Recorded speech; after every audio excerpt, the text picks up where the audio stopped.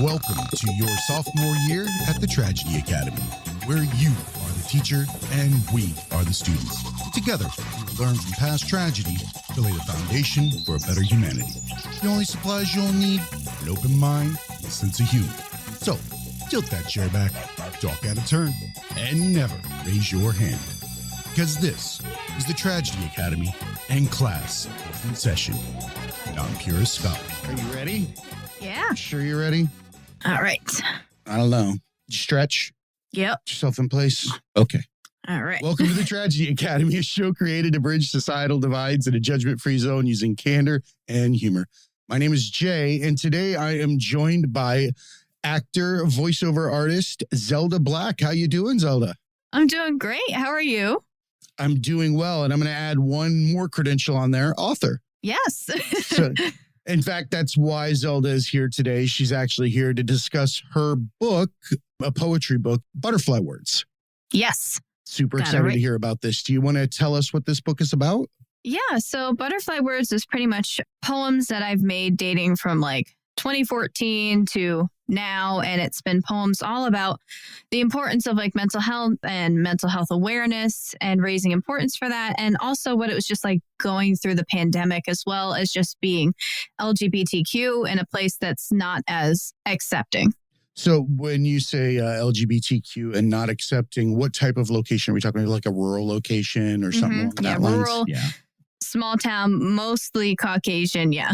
Yeah, that's how I grew up. And I can understand I've come to the point in my life where it's not any kind of judgment of their behavior, because it's just a societal structure that they grew up in, and they don't even understand. They're ignorant to the situation. And most of the times when those types of people are faced with a one-on-one interaction with a person that is, LGBTQ plus or a different race or something like that, I've always seen that it becomes a very accepting moment when they receive new experiences. But it's hard to break away from the societal strings that we have attached to those that are in our peer group to step away and understand something different. So I get that.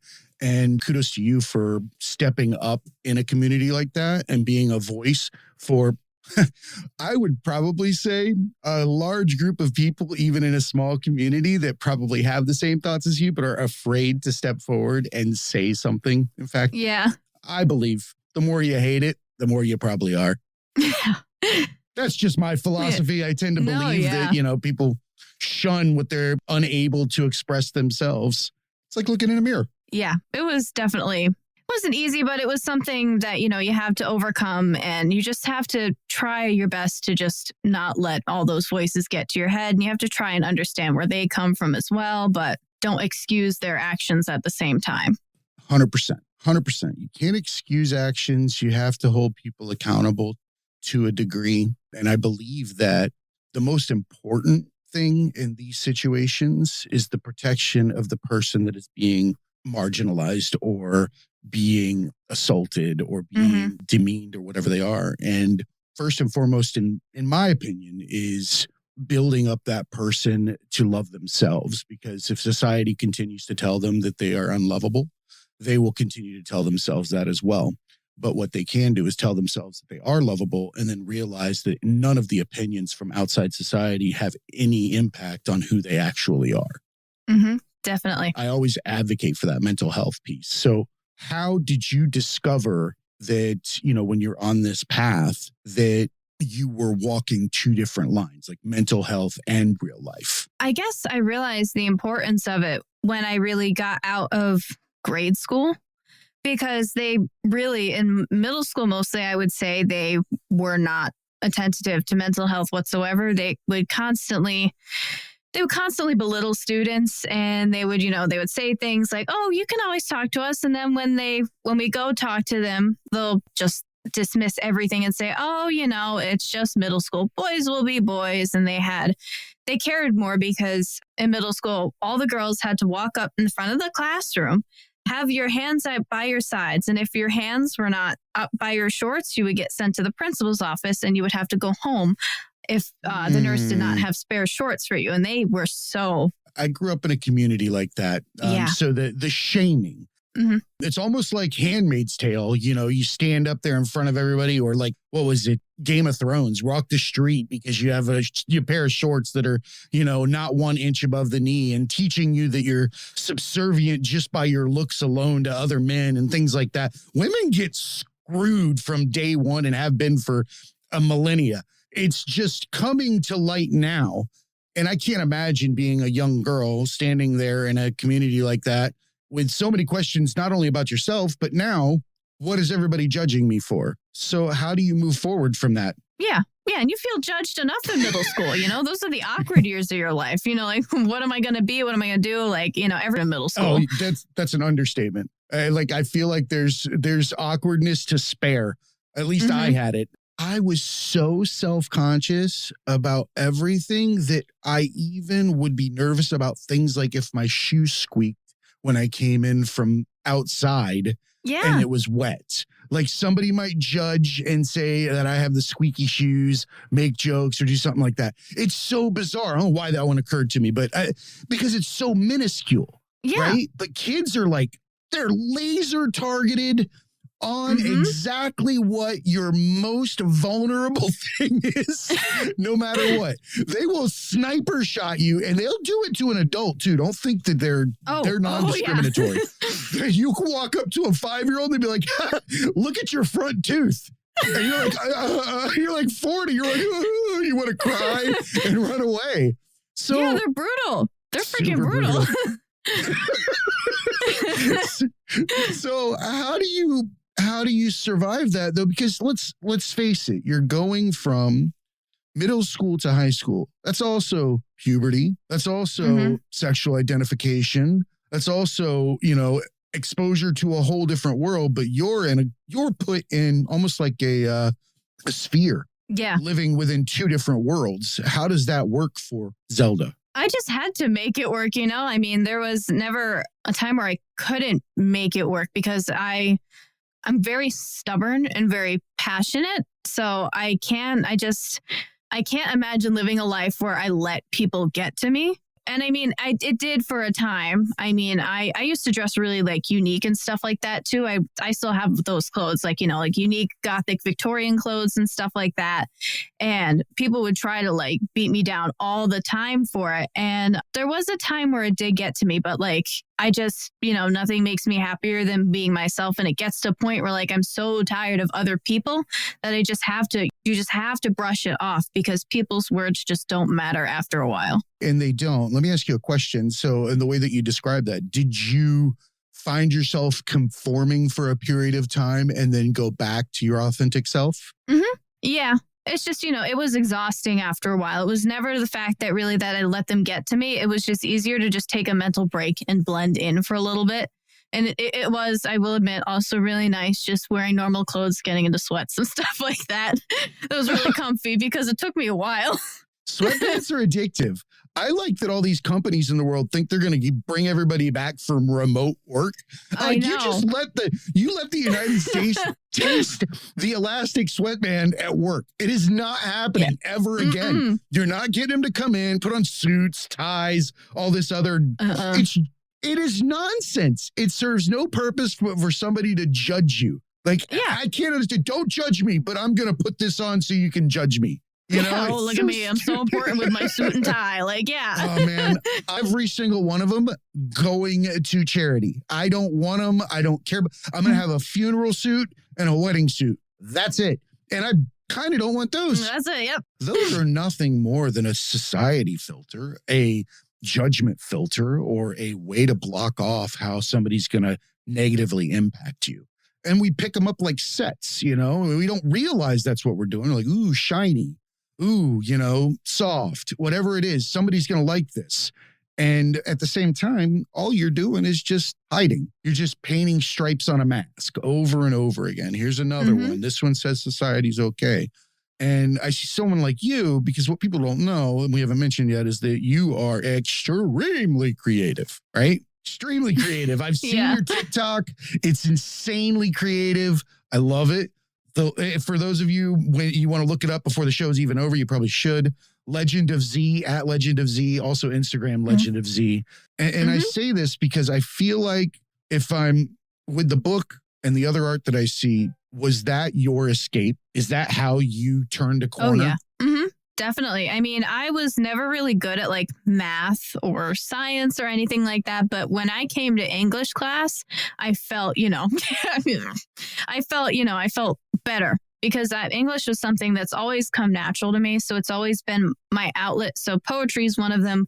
But, also just like getting into these costumes, being these different characters and voice acting as well, it's just been an outlet for me. I would argue that all of those things are you to a T. I would say that the conformity, the time that you walked around, in whatever societal uniform that we have, for that particular person. I don't even need to know where you're from. There's like a prescribed uniform for women in a small town like that. It's just the length of your hair right now is trivial in a town like that. Like, what is she thinking?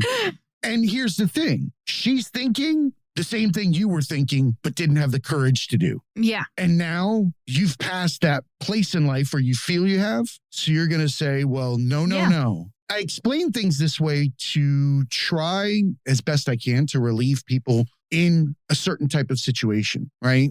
Just to understand where the anger and resentment comes from allows a lot of relief internally. Yeah, and a lot of understanding as well. Again, it's not a self-defense mechanism and it's not a way of accepting somebody's behavior.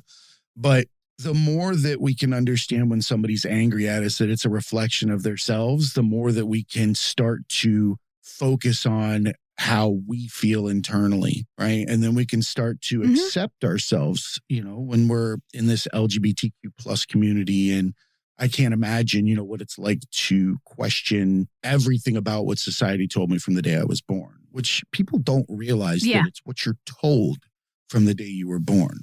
This is why kids can be raised by a pack of wolves and think they're a effing wolf, right? Just like they can be raised in a two-gender society, or just like they can be raised to believe something until they go back to their authentic self, they're not going to be at peace. They may not know it. They're living a lie.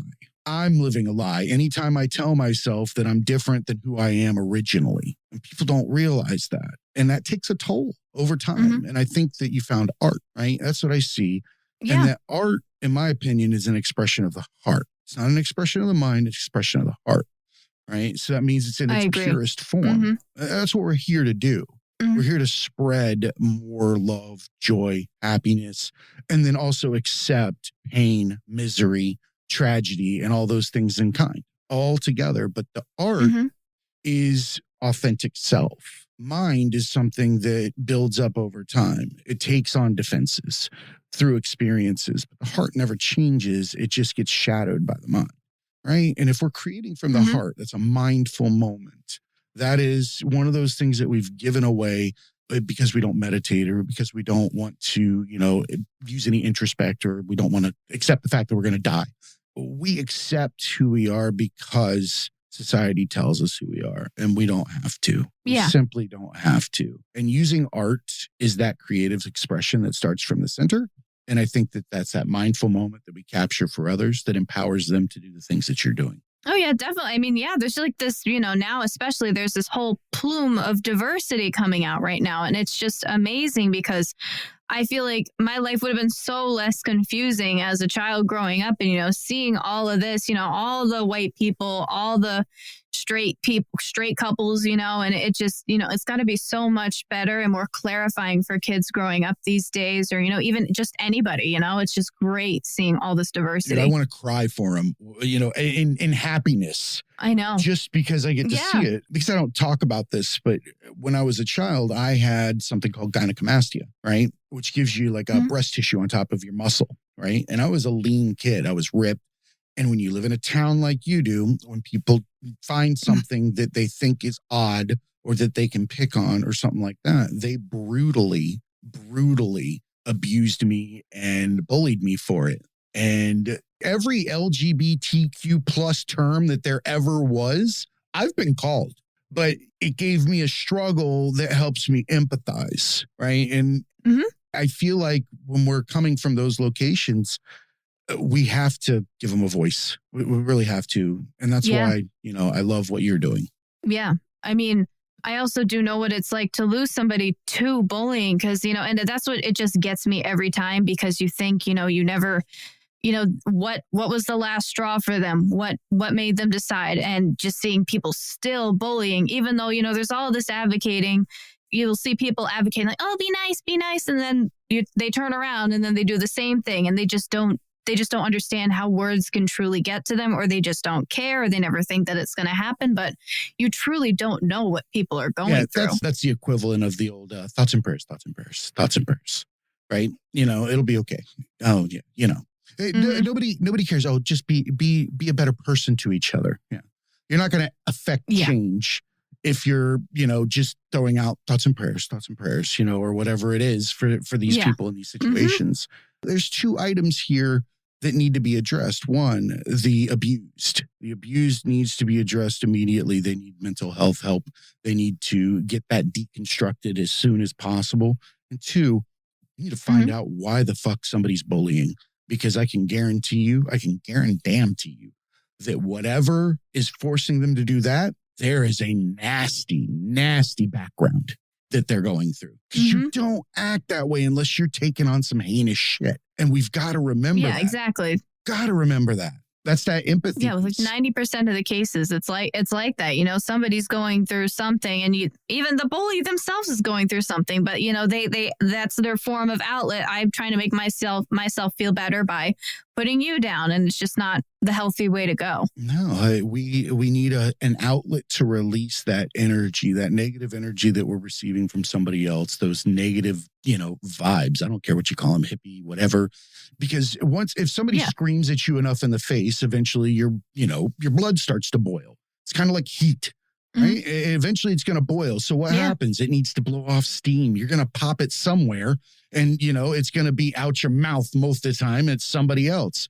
But that's again a double-edged sword because nobody feels good about themselves after telling somebody off, no matter how much they wanted to do it. You still walk away going, probably wasn't that. It wasn't my best form. You'll feel guilty for it. You're going to have a stomachache later or somewhere next week, whatever it is. It's going to haunt you no matter what. No matter what. It just brings out the absolute worst in people when they do it. And it just, no matter what people say, it does not make you feel good. Hey, academics. Have you endured life's tragedies, trials, and tribulations? Did you adapt and overcome? Do you have advice for others to pay it forward and want to be a guest? Then email us a brief 2 to 3 minute video to show@thetragedyacademy.com and tell us how our academics can learn and grow from these experiences. Thanks again for your support. And now, back to class. It's up to us, people like yourself, as creators, to own what everybody is giving away. Their mindful moments. Every time somebody focuses their eyes on your product, there's instant gratification. There's love in that. There's a good feeling, but there's also a level of influence that is being given to you. There is an onus, a responsibility. And I like that you keep people in a magical, open, imaginative, and accepting land with your art. That's important. Yeah. Super important. It's wild. Definitely. I mean, I'm just trying to give kids, like what I would have wanted, And you have to think with that mentality because I can't stand the mentality of, oh, I went through this, so you're going to have to go through this, Like I can't stand that mentality. That's a cycle that needs to be broken. And I think it is being broken through knowledge and communication. Yes. The more connected we become, the more people open up and understand that it's not just their bubble. If you're a creator, the onus is on you. How did you find that particular piece was going to be your modicum of communication to your peers or other people so that they have their understanding or that freedom? It's always just been something that's just come natural to me.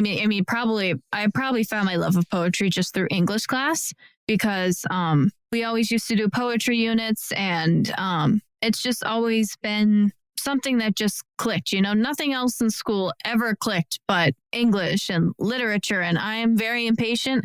I'm not one to write like an actual, like a book, like a whole storybook. I'm way too impatient, maybe someday, but poetry it's always been, short and concise form of how I can write how I'm feeling. I love that. And it makes sense. You have grown up in a digital age. You grew up on snippets. You grew up on changes in emotions at the drop of a dime because it's scrolling in front of you. Things like that. People are like, well, why does everybody have ADHD now? I'm like, well, fuck, they're staring at 10,000 things a second. What do you expect to happen? Their short-term memory is fucked. They have nothing left, so they're spitting out. That's why all the kids cut you off when you're talking, because they don't want to forget what they were thinking about, because they've been conditioned to look at 1-minute videos for the last freaking 20 years. Nobody's getting this. Those are symptoms, not diagnoses. Everybody, you know, bipolar, and I say this kind of crap on the show all the time, but they are. They're screams of a mind in a societal cage doing batshit crazy things. No other animal skips a meal to do some mindless shit in a corner for somebody else. But we'll do it, and we'll be angry the whole time, not know why we're angry. We're hungry, and then we're doing something we probably shouldn't be doing. But yeah, does that make sense? We make judgments and life decisions while we're hungry. Dude, I don't make good decisions when I'm hungry. Neither do I. I barely make good decisions when I'm full. Yes, I think all meetings should have like a 10-minute meal before the decisions or right before. Yeah. That, and they probably... Yeah, make sure you eat something before we make decisions around here. So you're going through middle school to high school. You're understanding who you are. You've made that realization, right? That you're, I don't know, what is your orientation? I don't even know how to describe or say it now, but is it women? Yeah. There we go. Okay. I don't know how to say this without offending people anymore. I'm like, you're in school. Yeah, it's not socially acceptable. And we've said that you found art to get yourself out of there, but there are dark, dark, dark times when you are in that situation. And how did you weather the things like, because I'm going to say the words out loud, these happen to everyone in these situations: alcohol, drugs, suicidal ideations, panic attacks, all those types of things come with this experience. How were you able to turn that corner? Well, I never turned to alcohol, mostly because I have seen what the ugliness is of people that do turn in. That's the nastiest, one of them. Their sadness into the next bottle. Yeah. And it never works. I've seen it, and it never worked for me. And you're lucky. I never went to drugs. So you're lucky, because the reality is somebody picks that bottle up, and their reaction to that particular situation is it satiates the pain. And then that becomes a new way of being. So you're lucky in that regard. Doesn't work on each person. Yeah. What other pieces did you have to endure? I mean, I didn't do drugs. I didn't do drugs either. Honestly, I mean, I guess it was hope that just kept me going, because, it was never, ever really the fact that I wanted to die. It was just the fact that I wanted to just, not be in pain, and just seeing other people make it as well. And I think that was like the whole big thing too, because like even when I lost one of my friends to suicide in middle school, so I was like 14 at the time. That's crippling for a child. Yeah, because at that time I didn't really know why anybody would want to die. Hopelessness. Yeah, and it was something that I had to learn through too, and I felt it enlightening, and I understand that that people, it's just too much for people, and I had to write it out. I had to write it out. I had to dance it out. I had to put on costumes and be different people for a few hours, like something like that. It just made all the difference, so I could cool down and come back, but the best part is I have a supporting household too. I don't know what I would be, where I would end up if I didn't have, the support that I have at home. And I'm glad that you walked through all those and you didn't do those things. And I named those off because those are the first crutches. Those are the first places that we turn when we're in pain or scared or somebody went to you. We celebrate pain with things like that. Going out. Oh, we'll get over it. We'll all go out together and do this. And what you explained was ways of the heart to mend whatever issues you were having, because those were all creative moments. Those were all mindful moments. And the way that you did that was you went back to who you originally were, who Zelda was as a child, whatever sparked that, first creative interest, all those types of things. You use that as an escape and an outlet. I want people to hear that. Listen to that. The escape from pain is loving yourself and being yourself. Nothing but that. There is no other rules. No matter what religion you are, no matter what beliefs you have, you intended to be. Anything else is a slap in the face of whatever the hell created you, right? No matter what direction you're looking from. And I can promise you, and it's so hard to do, and it's a practice that I do every single day because I fear judgment every single day. I look at these social media things every single day.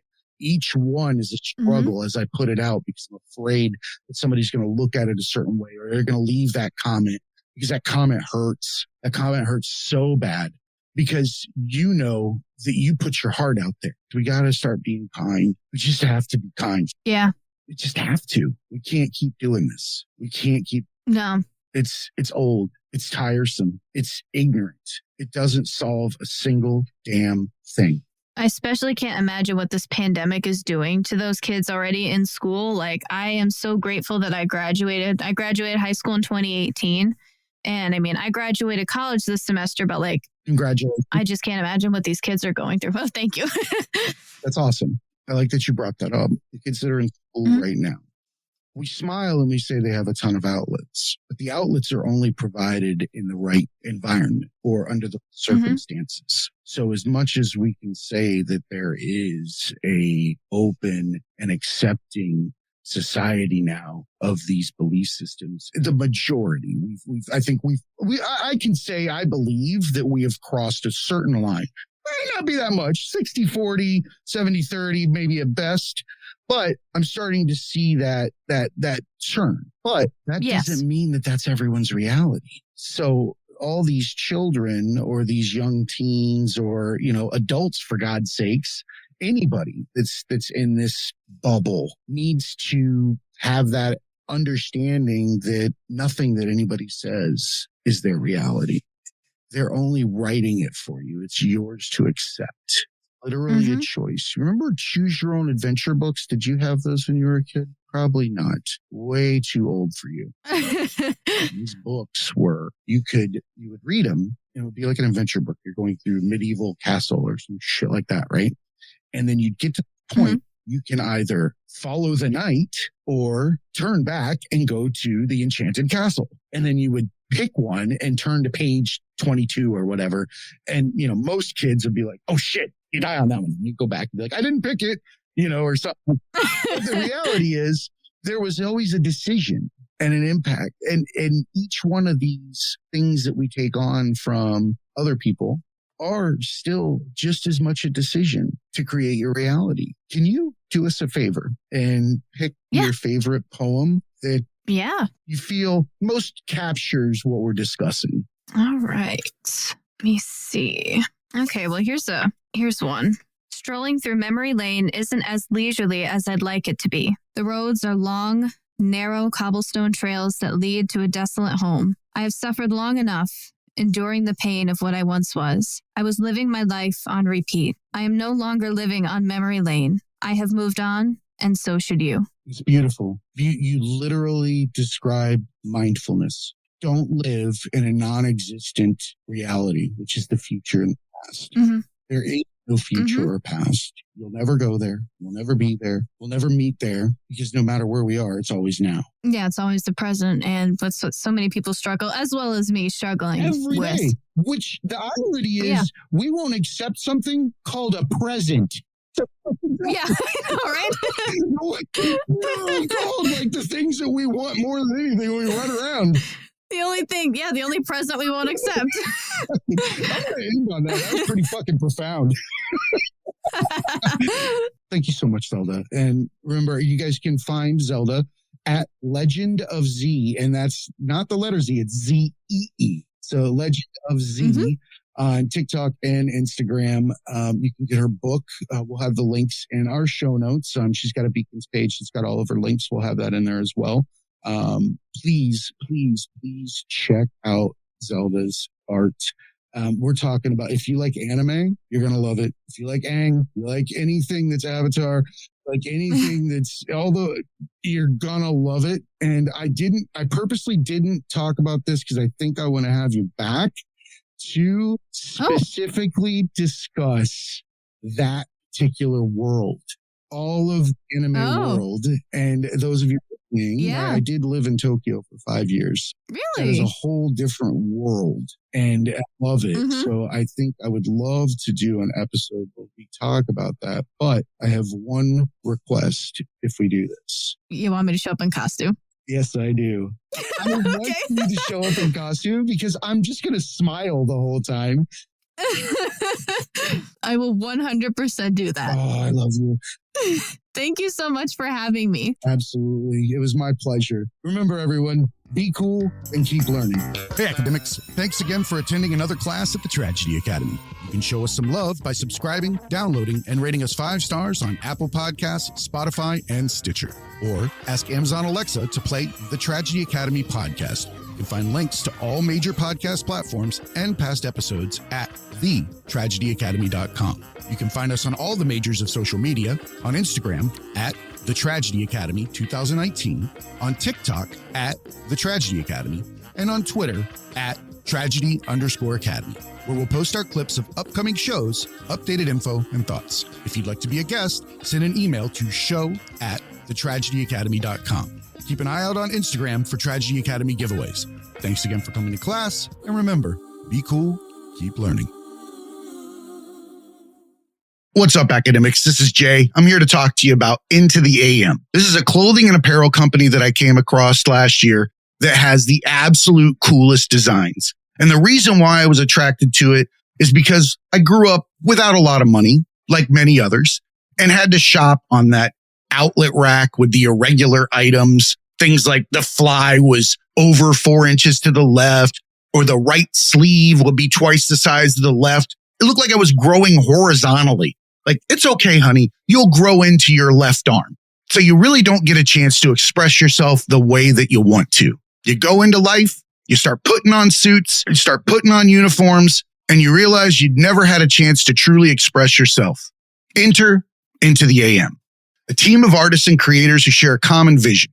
They see clothing as a canvas to express what drives you. Since 2012, they've developed premium apparel that elevates self-expression and provides unparalleled comfort for wherever your passions take you. Into the AM's passion for change is the driving force behind their brand. They remain committed to creating products that inspire and promote self-expression by partnering with like-minded organizations focused on giving back to communities in need. Last year, they donated 1% of all revenue from their graphic tees collection to the Art of Elysium charity. The Art of Elysium is an artist organization built on the idea that through service, art becomes a catalyst for social change. For over 24 years, the Art of Elysium has paired volunteer artists with communities to support individuals in the midst of difficult emotional life changes. They currently offer 110 community programs per month, serving over 30,000 individuals per year. The only permanent thing in life is change. Supporting charities dedicated to helping those going through these changes, trials, and tribulations require a never-ending commitment. The onus is on us as creators to affect change through our true, authentic talents, and Into the AM is the model of how this is done. Their clothes are handcrafted with care. They have a team of skilled artisans that craft each garment with the highest quality fabrics and eco-friendly inks. Not to mention, these things don't shrink, they don't fade, and they fit as if they were designed supernaturally. I'm stopped every time I wear one of the graphic tees to find out where I got it.